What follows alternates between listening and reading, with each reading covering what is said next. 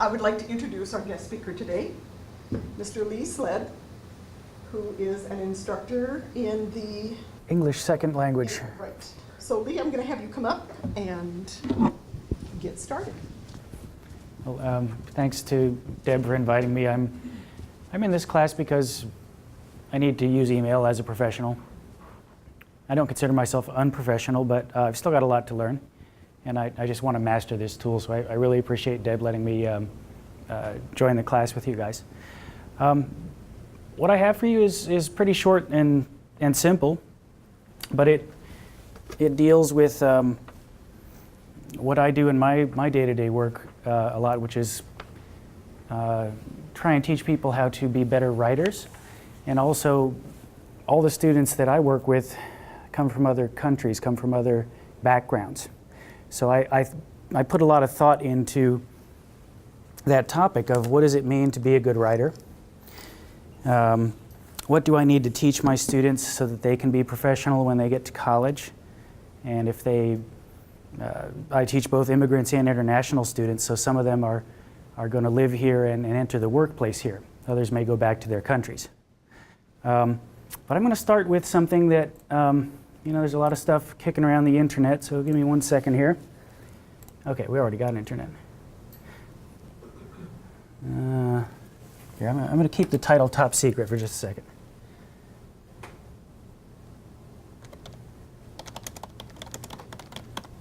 So I can spring this on you as a proper surprise.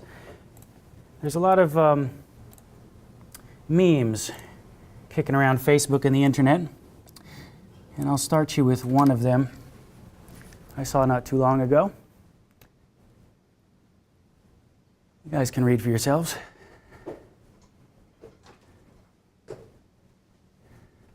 You know, a couple of years ago, I probably would have seen this, yuck, yuck, yuck. I don't find this funny anymore. I really don't, you know. I get it, and I get kind of where it's coming from, and the people who, do find it funny, and as English teachers, we see a lot of different stuff coming across the desk, and some of it is accidentally funny, and some of it is just not standard English. Sorry. This actually disturbs me now because it brings to mind the privilege that I had growing up as a native speaker of a certain variety of English, which is in no small part why I have the job I do. And in what I'm teaching day to day, we all want to be good communicators and we all want to be professional. But when we say professional, what do we mean, right? And what do I have to teach my students to fit into, in this case, an American definition of professional English? So one of the places that I started looking at this question, being that my students come from other countries, it made sense for me to ask them, well, okay, how do you guys write in your culture? And last year I started thinking a lot about email, and that's why Deb's invited me to this class. I'm happy if people can write a 5-paragraph essay. They need that for English 101. But the fact is when they go on to business and IT and engineering and nursing and these other realities, they may or may not ever write another 5-paragraph essay in their life. Whereas email, we know that this is workplace communication. So I decided to focus on that with my students. Also, the emails that I'm getting from my students are all over the place as far as formality, grammar, subject matter. And so a combination of, well, I'm going to pass these guys on to college and their email looks like this, and the reality of in the workplace email really matters. I decided last year that I was going to kind of zoom in on this and teach it. So one of the things I did to check myself was I got together with some adults from these other countries and asked them, well, what does email look like where you're from? Many of the students I work with now are from China, so I've given you 2 examples, one on the front, one on the back. And I had one informant from mainland China and another one from Taiwan. And it'll just give you a glimpse. So I'll give you guys a minute to just look it over. Put one on the dot cam for the benefit of the video here.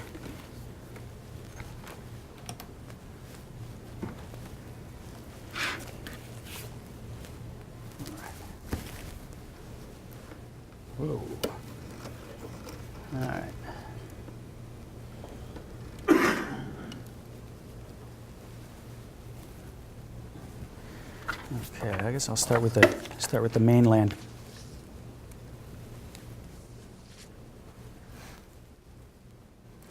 Some of the things that I see are format related. So I see a lot of dates coming after signatures. Format's no big deal. Different conventions in informality, especially with openings and closings. And because of cultural differences in colonial history and British influence and other things, some of those openings and closings come off as just way too formal, way too elaborate. From our perspective as native speakers, a lot of time, and I'm assuming native speakers, excuse me for that assumption, but you get an email like that and you think, okay, is this a scam? Like, some red flags may go up subconsciously or otherwise that this is off somehow. And sometimes it's just the formality is too formal. At the bottom are some cultural notes. And I'll point to the part about requests that sound like begging or apologies that just sound like really pathetic. Again, that's from my cultural perspective. Apparently, and what I've been told by this informant is when you're making an excuse over there, you'd better make it convincing. You know, it just better be a dire situation. And so they give you a lot of detail. And also differences in formality. They have specific terms, honorifics, that they use to address their professors and teachers. And we have a lot less power distance in American culture. We like to aspire to or pretend, depending how cynical you like to be, that we're all equals and we don't have a power distance. In their culture, they're very upfront about, no, I'm the boss and you're not. And that comes out in the language. In the Taiwanese, it was kind of the same, but this informant was a little bit younger and had some other notes for me. Just right off the bat, though, look at the openings. So I got Miss Lou with a colon. I've got first name, last name, comma, hello. Completely different word order. Here's a formula that's been translated right out of the first language, Wang teacher. So this is a last name with teacher being an honorific title in Chinese. And then I have to tell my students that here, if you say teacher, you're probably in elementary school. Little stuff, little linguistic stuff, but also cultural stuff. Yeah, so again, elaborate details from our perspective. We say emails should be short and sweet. We say keep it to the point and directly say what you want. And that is just, that's not the same in every culture.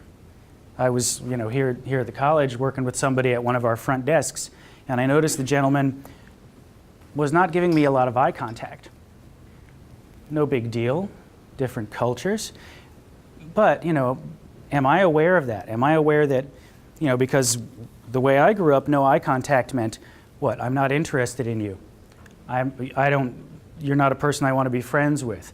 I have a lack of social skills. No eye contact had a very negative connotation in my culture. But, same thing, when you get an email and you're working in a global world and in a diverse country, are you able as a reader to take a step back and say, well, I don't know this person's story, I don't know their background. Maybe my interpretation of this is not the way it is. Have you guys been into this with Facebook and email and chat in your life maybe? No, never. Me and my brother went about it a couple of years ago. Text is sometimes ambiguous. Text is sometimes cold. So I see now in my workplace, I used to teach for years, no emojis, no smileys. Guess what? In my workplace now, people are using smileys, and the reason for that is they don't want to come across as cold and unfeeling. And so if they know me, it is professional, but they know me by my first name, yeah, they'll throw an emoji in there to let me know, I'm just kidding around, or I'm not pissed off at you. So again, what is professional? I decided that it would help my students if I tried to define for them what I meant by professional. And this is what I came up with. Clear, short subject line. We don't need full sentences. You could, but I was getting subjects that were way too long. Salutation, I taught them some formulas, and the one thing I emphasized was figure out how the person wants to be addressed. Do your best to figure out what is their first name, their last name, do they use a title or not. You know, when I get Mr. Lee, that's a great song from, I think, the 60s, but that's not how we address people professionally. We use the last name. Clear message. The United States tends to be, especially the Anglo-Germanic side of it, very direct about, say what you want, mean what you say what you mean is the expression, right? Not every culture is like that. I lived 3 years in Thailand, and in Thailand, silence has a lot of meaning. Somebody slams the door, you better figure out why they slammed that door, because they will not tell you. That's less the case in email, but yeah, direct and indirect communication can be an issue. What's an appropriate closing? And then this is the part that gets sort of interesting, culturally inappropriate information. I'm going to be giving you some examples of actual emails that I've gotten here at TCC to illustrate some of these things. Signature, Dave has mentioned the closing block.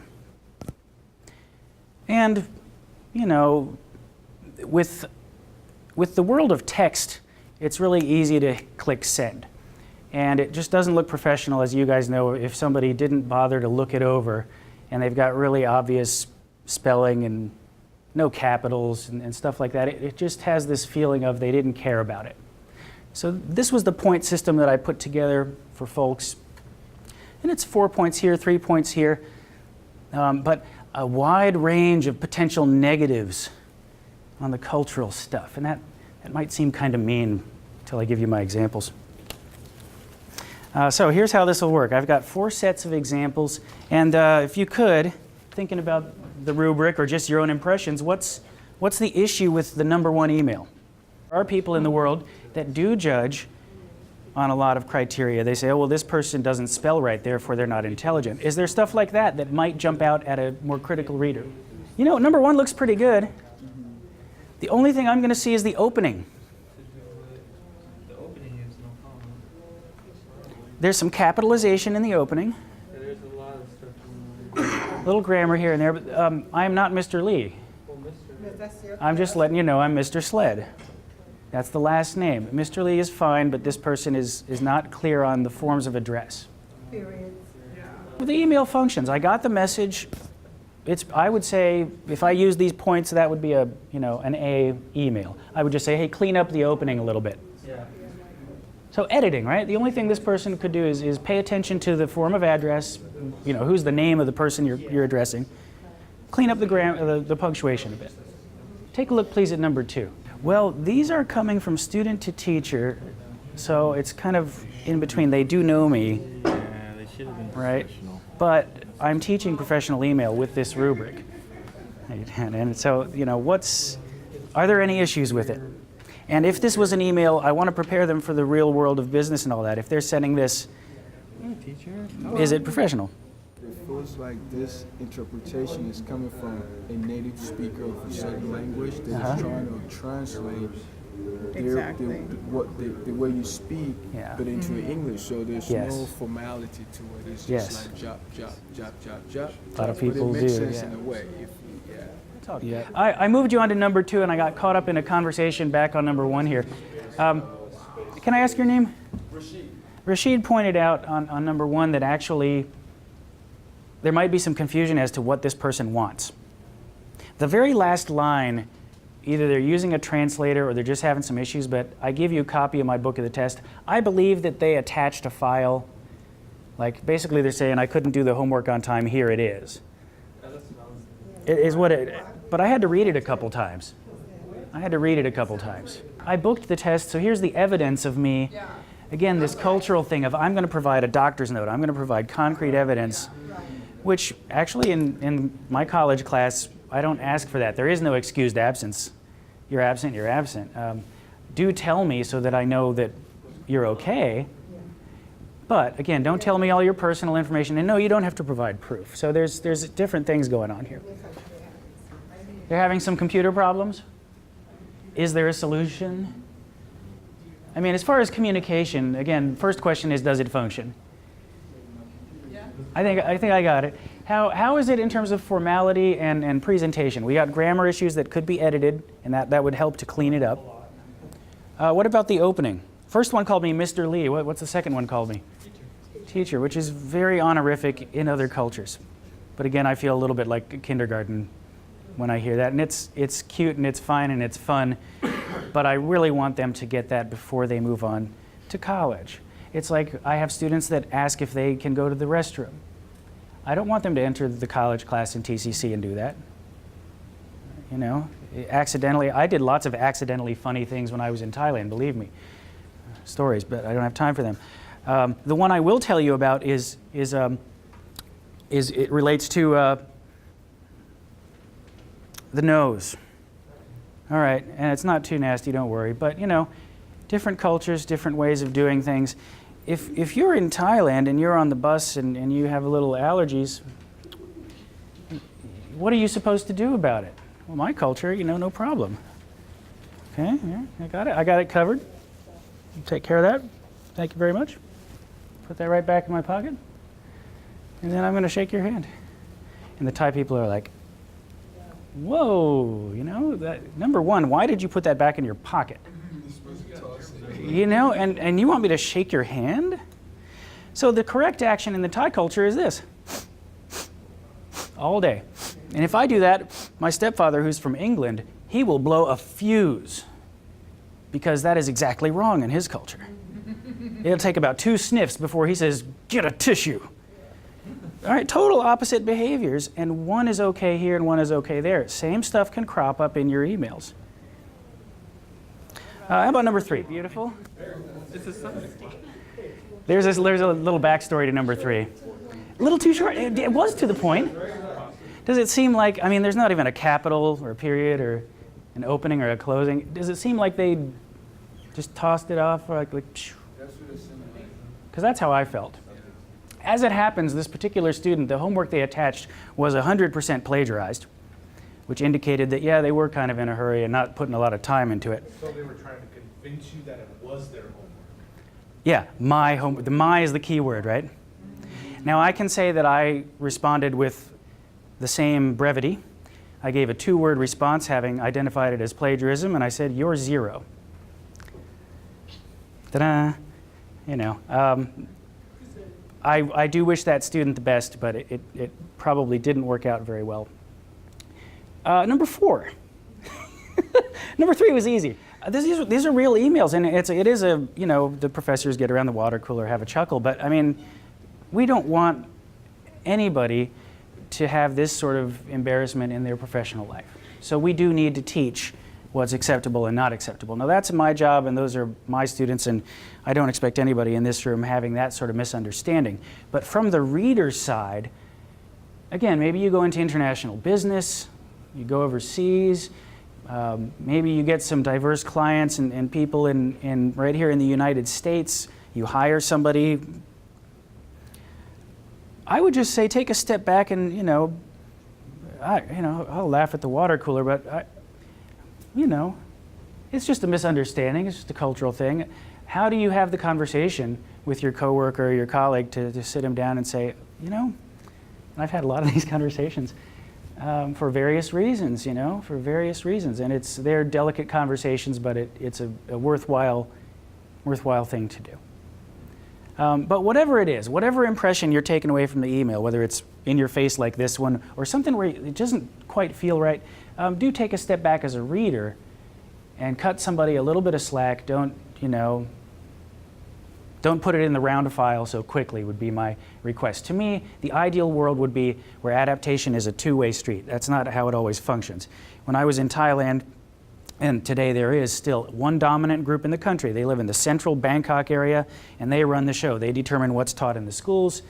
They've got the money, and everybody else has to kind of adapt to their style of language and everything else. That may be the reality, but hopefully, and especially in a pluralistic country like ours, we're working on where the listener and the reader is also adapting, not just the speaker and the producer of the language.